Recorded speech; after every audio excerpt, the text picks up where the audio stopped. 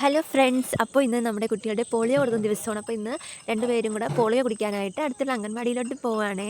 രണ്ടുപേരും നല്ല സന്തോഷത്തോടു കൂടി ഓടിത്തുള്ളി നല്ല ത്രില്ലിങ്ങോട് കൂടിയാണ് രണ്ട് മക്കളും പോകുന്നത് അംഗൻവാടിയിലോട്ട്.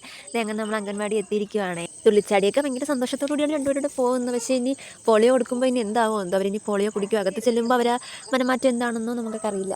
അങ്ങനെ നടന്ന് രണ്ടുപേരും അംഗൻവാടിക്ക് അകത്തെത്തിയിരിക്കുകയാണ്. ആദ്യം മോൾക്കാണ് പോളിയോ കൊടുത്തത്. അവളാണ് തുള്ളിച്ചാടി നിന്ന് കുടിക്കണമെന്ന് പറഞ്ഞ് അങ്ങനെ അവളുടെ ആഗ്രഹം പോലെ അവൾ പോളിയോ കുടിച്ച്.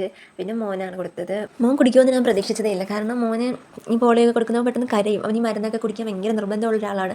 അപ്പോൾ അവൻ പെട്ടെന്ന് കരയുന്ന കൂട്ടത്തിലുള്ളതാണ്. പക്ഷേ അവൻ ഇന്ന് മിടുക്കനായിട്ടിരുന്ന് പോളിയോ ഒക്കെ കുടിച്ച്. മോൾക്ക് എന്നാൽ തിരിച്ചാണ്. കാരണം മോൾക്ക് പോളിയോ കുടിക്കുന്നത്, മരുന്ന് കുടിക്കുന്നതൊക്കെ ഭയങ്കര സന്തോഷമുള്ള കാര്യമാണ്. പക്ഷേ മോൻ അങ്ങനെയല്ല. മോൻ തിരിച്ചാണ് പൊതുവെ. അങ്ങനെ രണ്ടുപേർക്കും മഷിയൊക്കെ കയ്യിൽ പുരട്ടി കൊടുത്ത് ടീച്ചർ ആൻറ്റി.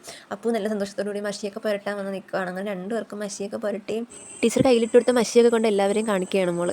അവൾക്ക് എന്തോ ഇത് വലിയൊരു സംഭവമായിട്ടൊക്കെ തോന്നിക്കൊണ്ട് കാണിച്ചു കൊടുക്കുകയാണ്. നല്ല കട്ടിക്ക് തന്നെ ടീച്ചർ ഇട്ട് കൊടുക്കുകയും ചെയ്തു. ആ സന്തോഷത്തിലാണ് ഇപ്പം നൈനൊക്കെ തുള്ളിച്ചാടുന്നത്. എന്തായാലും രണ്ടുപേർക്കും ഇവിടെ നന്നായിട്ട് ഇഷ്ടപ്പെട്ടു. കാരണം അവർക്ക് നല്ല സന്തോഷം, നന്നായിട്ട് കുട്ടികൾ എൻജോയ് ചെയ്യുന്നുണ്ട്. ഇനി എന്തായാലും അവർ ഇങ്ങോട്ട് തന്നെയാണ് വരുന്നതും.